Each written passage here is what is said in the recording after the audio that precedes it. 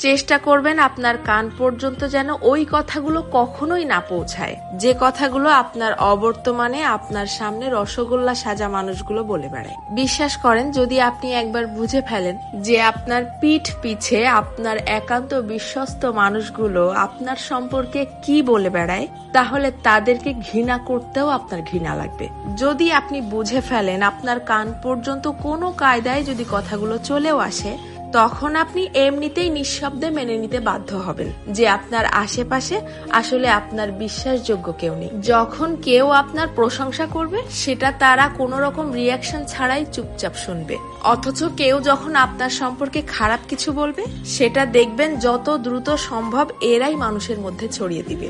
আপনি যতই ভালো হন, যতই তাদের হেল্প করেন, যতই তাদের সাথে ভালো মনে মিশতে চাওয়ার চেষ্টা করেন, কোনো লাভ নেই। কারণ এরা আপনাকে হিংসা করতেই বেশি পছন্দ করে। আপনার সামনে দেখাবে যে আপনাকে ভালোবাসে, অথচ আপনার পিঠ পিছে আপনাকে প্রচন্ড লেভেলের হিংসা করে। দীর্ঘদিন ধরে সবকিছু জেনেও চুপচাপ সহ্য করতে করতে যখন আপনি তাদের মতের অমিল হয় এইরকম সামান্য দুই একটা কথা বলে বসবেন, তখনই বুঝতে পারবেন তাদের আসল রূপ।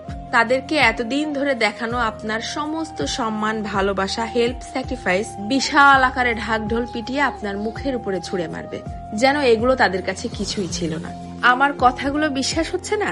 আপনি আপনার জীবনে এই ব্যাপারটা একবার অ্যাপ্লাই করে দেখতে পারেন। বিশ্বাস করেন, কেউ কারো আপন না, শুধুমাত্র সামনাসামনি আপন আপন সাজার ভান ধরে। যত দ্রুত আপনি এই সত্যিটা বুঝতে পারবেন, তত দ্রুত আপনার জীবনটা শুধরে যাবে। কারণ কেবলমাত্র তখনই আপনি সেই আপন সাজা মানুষগুলোর সামনে নিজেকে প্রেজেন্ট করা বন্ধ করে দিবেন। কারো কাছ থেকে কোনো এক্সপেকটেশনও রাখবেন না। জীবনটা হয়ে যাবে শান্তির। তবে মন খারাপের কিছু নেই। এদের জন্যও সৃষ্টিকর্তা বড় কিছু আয়োজন করে রেখেছেন। যারা অন্যের সফলতা, অন্যের জীবনযাপন দেখে হা হুতাশ করে, হিংসা করে, এদেরকে সৃষ্টিকর্তা শুধুমাত্র হিংসা করার জন্যই পৃথিবীতে ফেলে রাখেন।